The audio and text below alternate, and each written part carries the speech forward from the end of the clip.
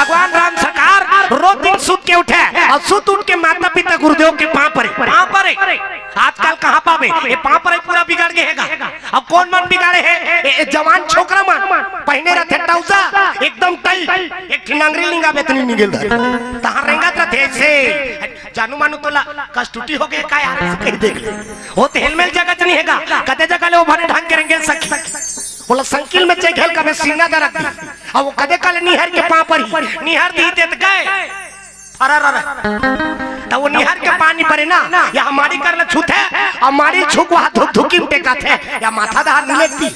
फिर कौन जानी दादा ये पाल लेक जब वो हाथ खिया जही कथे धुनतरवा चटक जही कथे ये पाल लेक बे नहीं करे ना कई जिनमन तो एकदम साफ कट कर दे वो हमारी छूत है वो थैली में डाल देते तो आशीर्वाद थैली में मिली कहा कथा